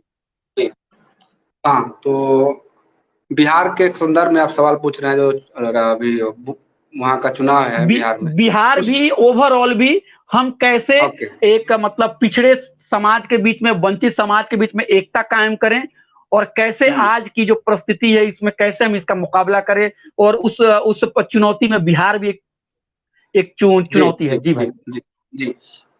दरअसल ये चुनौती एक ही तरह की है, बिहार और यूपी की और देश भर की जो चुनौतियां हैं वो अलग अलग नहीं है, मोर और लेस एक ही तरह की है। यहाँ पे सबसे पहले जो सामाजिक न्याय का जो मामला है, जो फ्रेगमेंटेड, बहुत ज्यादा बिखरा हुआ है, उसको सबसे पहले एक जगह लाना पड़ेगा। अलग अलग जो उसके स्टेक होल्डर्स हैं, पॉलिटिकल, सोशल, जैसे भी तरह के जो लोग हैं, और उनको एक जगह उनको पहले लाना पड़ेगा। जो अपना एक शेयर जो इंटरेस्ट है उसकी समझदारी बढ़ानी पड़ेगी कि आपका इंटरेस्ट है क्या। और वर्ग से आपकी लड़ाई है। एक वर्ग है जो अपर कास्ट, अपर माइंडेड जो लोग हैं, जो अपर हैं, 2-3 जातियां हैं, उनका शेयर है। वो एक वर्ग है, वो अपने आप को वर्ग समझते हैं, वो अपना वर्ग हित, क्लास इंटरेस्ट समझते हैं। जो जबकि जो शोषित वर्ग है वो अपना क्लास इंटरेस्ट नहीं समझ रहा है, वो कास्ट इंटरेस्ट में घुस गया है, उसको राजनीतिक दलों ने घुसाया है। तो ये बहुत माहीन, छोटी सी और बहुत बड़ी बात है, ये इसको समझने की जरूरत है। तो ये न्याय लड़ाई जो है ये सामाजिक थ्रू, समाज के थ्रू राजनीति में जाएगा, राजनीति के थ्रू समाज में नहीं आएगा। ये उल्टा, जब तक समाज से, जो समाज की जो मुख्य जरूरतें हैं, दिक्कतें हैं, ये जब तक राजनीति में नहीं जाएगी, क्योंकि उसका इम्प्लीमेंटेशन मोर पॉलिटिक्स को ही करना होता है, मोर वही कर पाता है न्याय सबके साथ ठीक से। नौकरी पॉलिटिक्स देती है, सत्ता देता है, जिसका जो सत्ता में है वही कर पाता है ये। तो वो किस तरह का आदमी है, उनका वो जो सोच है वो क्या है, अगर वो क्लियर नहीं है, आपने उसको क्लियर नहीं कराया है, तो उसको जो मन करेगा वो कर देगा, बनाएगा यूनिवर्सिटी कोई और पढ़ा रहा है कोई और। सामाजिक न्याय पे आप पिछले जो समाजवादी पार्टी की सरकार रही है उत्तर प्रदेश में, उसमें आप अगर उनके पॉलिसीज को आप ध्यान से देखिए कि उन्होंने क्या क्या विकास किया, आपको लगेगा कि उसमें से अगर 20 पॉलिसीज हैं समाजवादी पार्टी की, तो 10 उसमें से केवल लखनऊ बेस्ड है, लखनऊ में बना है सारा चीज। देश का लखनऊ और नोएडा, इसमें देश पूरे प्रदेश का सारा पैसा दो राज्यों में, दो जिलों में खर्च हुआ है। आप मेट्रो बनवा रहे हैं, इतना बड़ा हाईवे बनवा रहे हैं, आप लखनऊ को चमका दिए हैं, सही है, ठीक है। लेकिन आपका ना कभी लखनऊ से चुनाव जीतना है आपको, ना नोएडा से जीतना है आपको, और सारा पैसा आप सारे प्रदेश का पैसा एक जगह पे क्यों खर्च करेंगे? अब सवाल ये है कि जो इतना बड़ा राष्ट्रीय नेशनल लेवल का, अंतर्राष्ट्रीय लेवल का वो हाईवे बना है, यमुना एक्सप्रेस वे, उस एक्सप्रेस वे पे कौन चलता है? उस पे चलने के लिए आपके पास एक कार होना चाहिए 10-5 लाख का, 2,000 का पेट्रोल होना चाहिए, 1,000-1,500 रुपये का टोल टैक्स होना चाहिए। अब सवाल ये है कि उस इतना ये एक गाड़ी, 4,000 का पेट्रोल, मतलब किसके, आप बहुजनों के पास, कितने लोगों के पास ये सुविधा है कि उस रोड पे चलेगा? अखिलेश जी कहते हैं कि उस रोड पे जो एक बार चला जाएगा वो सपा को वोट दे देगा, बिल्कुल दे देगा, लेकिन उस पर जाता कौन है? आपका वोटर तो उस पर जाता नहीं है। लखनऊ में आपने मेट्रो बनाया, कितने 100,000 करोड़ रुपए उसमें खर्च किया, उसमें कौन चढ़ता है? आपका बहुजन जो गांव पे है, जो आपका वोटर है, पूर्वांचल, बलिया, गाजीपुर, मऊ, आजमगढ़, ये सब जो जिले हैं दुनिया भर के, आपका विकास जो है, आपका मॉडल क्या है? आपने सामाजिक न्याय कौन सा, आपको वोट आपको चाहिए खाली, कि सामाजिक न्याय गांव में भी जाना चाहिए, उस जगह पे भी जाना चाहिए जो आपको वोट डायरेक्ट कर रहा है, आपके लिए मर खप रहा है। तो आपकी समझदारी है नहीं, इसका मतलब कि आपको सामाजिक न्याय की समझ नहीं है। आप बोल रहे हैं कि विकास काम बोलता है, काम बोलता है, काम 3 चुनाव से नहीं बोल रहे हैं, हार रहे हैं लगातार, इतना बुरा बुरा है आप। तो आपको नहीं पता है, आपको आपको विकास के नाम पे खाली चुनाव नहीं मरता है, सब पार्टी सत्ता में आती है तो विकास करती है। विकास के नाम पे आपको लगता है वो विकास नहीं होता है खाली। आप जब तक लिंक, गांव के जो जरूरतें हैं, गांव के लोगों के, जो आपका वोटर है, जो गरीब लोग हैं गांव में, उनकी जरूरतें क्या हैं, उनको आप समझिए पहले, उस पे काम करिए पहले, सामाजिक चेतना बढ़ाइए पहले उनके बीच, तब आप उनसे वोट मांगिए, तब उनको समझ में आएगा कि क्यों मैं किसको वोट दे रहा हूँ, किसको वोट नहीं दे रहा हूँ। अगर आपने रोड बना दिया, रोड कोई भी बना देगा जाके, तो रोड के आधार पर वोट आपको खाली वोट देगा, जाति के आधार पर खाली वोट देगा, कब तक देगा वो? उसको कोई समझा देगा, उससे बढ़िया बात, तो उस पर वोट दे देगा वो। तो उसको जागरूक करना आपका जिम्मेदारी है, उसकी जरूरतों को समझना आपकी जिम्मेदारी है। और ये पॉलिटिकल पार्टी जो भी है, सामाजिक न्याय के वर्तमान में जो उनके नेता जो हैं, उनको ये समझ में नहीं आ रहा है। वो जो मन कर रहा है वो कर दे रहा है, उनको लगता है कि जो हमारे वोटर है वो भेड़ है, जो हम कहेंगे उधर ही वोट दे देंगे ये लोग। तो उनको एक मैसेज देना पड़ेगा कि नहीं नहीं नहीं नहीं, ऐसा नहीं है कि आप जहां कहेंगे हम आपके, वो नहीं है, हम आपको सपोर्ट करते हैं और इसकी शर्तें हैं, इस पे आप पॉलिटिक्स करिए, आपकी जो पॉलिटिक्स होगी वही, हमारी भी पॉलिटिक्स नहीं होगी, हमारी पॉलिटिक्स है वो आपकी पॉलिटिक्स होनी चाहिए, हमारी जरूरतें आपको देखना पड़ेगा। तो ये उत्तर प्रदेश से लेकर बिहार में भी वही बात है। बिहार में बहुत सी दिक्कतें हैं, बाढ़ आया हुआ है, कम से कम 7-8 जिले प्रभावित हैं, लोग घरों से बाहर हैं, छत पे है, कोई कोई रोड पे सो रहा है, और ये हर साल की बातें हैं। सरकारें, सामाजिक न्याय से लेकर उससे पहले दुनिया भर की सरकारें वहां पे बनी हैं, लेकिन ये जो मूलभूत जो दिक्कतें हैं, इस पे किसी ने अभी ठीक से काम नहीं किया है। सामाजिक न्याय का मामला ठीक है, लेकिन अब इतनी दिक्कतें हैं, उनके लिए आपको तो कुछ करना पड़ेगा। हर साल की दिक्कतें हैं, एजुकेशन की दिक्कतें हैं, जो दिल्ली या मुंबई जाके वहाँ के लोग काम कर रहे हैं, उनको मारा पीटा जाता है, वो पलायन जो मजदूरी है उसको करने के लिए मजबूर हैं वो लोग। दिल्ली से अभी कोरोना के समय में दिल्ली से या बंबई से कहाँ कहाँ से लोग आए, कितने 100 लोग बीच में मर गए, हाँ, कितने बच्चे पैदा हो गए रोड पे, इस तरह की चीजें हैं, इतनी दुखी चीजें हैं, और आप इस पे ध्यान नहीं दे रहे, बहुत शर्म का बात है ये। और इस सबको बिहार के लोगों को, बिहार के पढ़े लिखे लोगों को, वहाँ की राजनीति को, सामाजिक न्याय के जितने वो लोग हैं मेहनत और लड़ने वाले, इन सारे चीजों को समझना पड़ेगा, और अपने नेताओं को भी ये चीज बताना पड़ेगा कि आपका एजेंडा ये है, ये कंसर्न है हमारा, इस पे काम करिए। हमको नहीं जाना पड़े बाहर, हमारे देश में, पूरे देश की सबसे अच्छे विश्वविद्यालय दिल्ली में ही क्यों बनेंगे? हमको दिल्ली पढ़ने के लिए क्यों जाना पड़े बार बार? क्यों मुंबई हमको नौकरी करने के लिए जाना पड़े बार बार? इतना बड़ा प्रदेश है हमारे देश में, क्यों अच्छी यूनिवर्सिटी प्रदेश में नहीं हो सकती है? हमारे देश में, प्रदेश में क्यों अच्छा हॉस्पिटल नहीं हो सकता है? बिहार में, बिहार के लोग आधे सबसे ज्यादा बनारस आते हैं, लखनऊ आते हैं, मेडिकल फैसिलिटी अभी वहां पे नहीं है, बहुत सारी दिक्कतें हैं। तो इन सारी दिक्कतों को सुलझाना पड़ेगा, उस पर काम करना पड़ेगा, सामाजिक समझ बनाना पड़ेगा, सारे चीजों को मिल के एक रास्ता निकाला जाए और इस पे मेहनत किया जाए, अपने नेताओं को भी समझाया जाए। तो मुझे लगता है कि मिल जाएगी सफलता, समय लगेगा, और ये कोई एक दिन का गेम नहीं है, वनडे एग्जाम नहीं है ये, या ना कोई वनडे क्रिकेट टीम है कि एक दिन में हो जाएगा। एक प्रोसेस है, प्रक्रिया है, और इसका एक लंबा चीज है, मेहनत करना पड़ेगा इस पे। और मुझे लगता है कि इस पे संगठित होके, समझदारी बना के, सारे लोगों के साथ बैठ के, सारे एक शेयर इंटरेस्ट जो लोग हैं, इस चीज को समझते हैं, सामाजिक न्याय की बात करते हैं और उसको समझते हैं, उनको एक साथ बैठना पड़ेगा। आपका इंटरेस्ट एक है, इस पे बात करनी पड़ेगी और ये सर्ट करना पड़ेगा, और अपने नेताओं पे दबाव देना पड़ेगा कि आप कुछ भी नहीं कर सकते हैं, आपका ये काम है, आप ये करिए, मुद्दे पे राजनीति करिए, मंदिर पे और मस्जिद पे और कम्युनलिज्म पे राजनीति नहीं चलेगी, वो चाहे कोई भी पॉलिटिकल पार्टी हो, उसको संदेश देना पड़ेगा। धन्यवाद। तो मतलब आखिर में मैं यही कहूँ राजा राम जी, तो आपके इस पूरे डिस्कशन से यही जो उसका जो निचोड़, कहिए निचोड़ तो कुछ होता नहीं है उस तरह से, फिलोसॉफिकली लोग कहते हैं निचोड़ निकालने में बहुत दिक्कत होती है, लेकिन यही है कि मतलब हम लोगों को सामाजिक न्याय की जो जो धाराएं हैं उनके साथ जुड़े भी रहना है, लेकिन हम लोगों को भक्त बन के उनके साथ नहीं जुड़े रहना है, ताकि उनको ये डर लगे कि हम अगर कुछ इधर उधर करेंगे तो हमारा जो सोशल बेस है वो हमको एक्सेप्ट नहीं करेगा, उनको ये लगे कहीं भी। जी बिल्कुल, उनको तो स्पष्ट संदेश देना पड़ेगा कि आपको ये नहीं करना, ये नहीं कर सकते, आप क्लियर होना चाहिए कि आप ये नहीं कर सकते। जी, और भाई राजा राम जी, हम चाह रहे हैं कि इस तरह के छोटे छोटे इनिशिएटिव, देखिए बहुत ही छोटा इनिशिएटिव है जो मैं कर रहा हूँ, आप समझिए कि वो जो समंदर में एक मतलब बूंद के बराबर भी नहीं है उसकी मतलब अहमियत, लेकिन मैं जी पहली बार मैं चाह रहा हूँ, मैं फर्स्ट टाइम लाइव बोल रहा हूँ, बहुत हेजिटेशन है, बहुत बढ़िया आपने बोला जी, बहुत बढ़िया मैंने बोला था, मैं नहीं बोल पाया हूँ। और सुनिए भाई, कितना और मैं ये कह रहा लोगों का हूँ, मैं ये कह रहा हूँ नहीं पता है, लेकिन मैंने कोशिश की, और भाई पहली बात था ये मेरा, और कोई गलती हुई तो माफी। जी भाई, मैं आप लोगों को इस नहीं, कोई सॉरी की बात नहीं, बहुत अच्छा आपने बोला। मैं ये कह रहा हूँ कि मैं इस फेसबुक के थ्रू ये जो लाइव मैं कर रहा हूँ, मेरा नंबर भी, टेलीफोन नंबर मतलब ये व्हाट्सएप नंबर भी आप नीचे देख सकते हैं।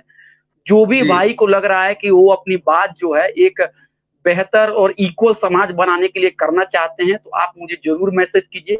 और मैं सोच रहा हूँ कि हम अपनी बात करें शांतिपूर्ण तरीके से, कॉन्स्टिट्यूशन के अंदर में रह के, जो हमारे जो लीडर हैं डॉक्टर भीमराव अंबेडकर, उनकी बातों को हम आगे बढ़ाएं, और उनकी बातों के साथ हम इस भारत को, जो एक भारत जो है जो रियल में जो फ्रेटर्निटी और इक्वालिटी पे जो बना हुआ जो भारत है, इस पे हम जाएं।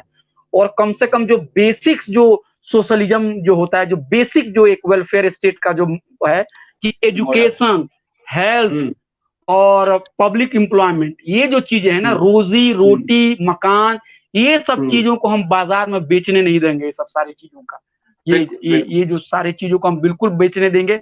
और धर्म के नाम पे उन्माद आप नहीं फैला सकते हैं। लोगों की आस्था का हम आदर करते हैं। जो भगवान राम की पूजा करना चाहते हैं वो पूरी तरह से स्वतंत्र हैं उनकी पूजा करने के लिए। जो मंदिर में जाना चाहते हैं, जो मस्जिद में जाना चाहते हैं, सब आजाद हैं, लेकिन इस पर सियासत मत कीजिए। और लालू प्रसाद, निजी बात है, अपने निजी तक रखिए उसको, आप अपने घर में। और लालू प्रसाद यादव जी का वो बात मुझे अभी भी याद है, आपको भी याद होगा, हम सब लोगों को याद है कि जब इंसान ही नहीं रहेगा तो मंदिर और मस्जिद में पूजा कौन करेगा। तो राजा राम जी, बहुत बहुत शुक्रिया आपका। अगली बार हम बहुत जल्द फिर किसी मौके पर कोई मौका ढूंढ के आपको हम फिर बुलाएंगे। और मेरी तरफ से मैं ये कहना चाहता हूँ, आप बिल्कुल बेफिक्र रहिए। आपने बहुत अच्छा बोला और बहुत अच्छी अच्छी बातें कही। और आप अपने दोस्तों को जो भी इस तरह के जो समता में और इक्वालिटी में बिलीव करते हैं, वो अगर फेसबुक पे मेरे साथ बात करना चाहते हैं, कुछ करना चाहते हैं, तो बिल्कुल मैं बिल्कुल हाजिर हूँ 24 आवर आपके लिए। एक बार फिर से आपका बहुत बहुत शुक्रिया। जी जी भाई, आपके 1 घंटे पहले आपने 9, 8:30, 9 बजे कुछ बताया था, 1 घंटे पहले ही, तो इतने शॉर्ट पे। और ये प्रोग्राम हम लोगों ने सोचा था आधे घंटे के लिए, लेकिन मेरी घड़ी बता रही है 1 घंटा 19 मिनट हो चुका है। ये कामयाबी भी, बहुत सारे सवाल है जिसको मैं पढ़ नहीं सका। प्रोग्राम को अब हम लोग खत्म करते हैं। जी, तैयार नहीं था मैं, और 1 घंटे में सब करना पड़ा मुझे, तो जो भी है। नहीं, बहुत अच्छा भाई, बहुत बहुत शुक्रिया राजा राम भाई, बहुत बहुत शुक्रिया। फिर मिलेंगे भाई। और सबको जय भीम, जय मंडल, जय समाजवाद। शुक्रिया जी भाई, थैंक यू। बाय।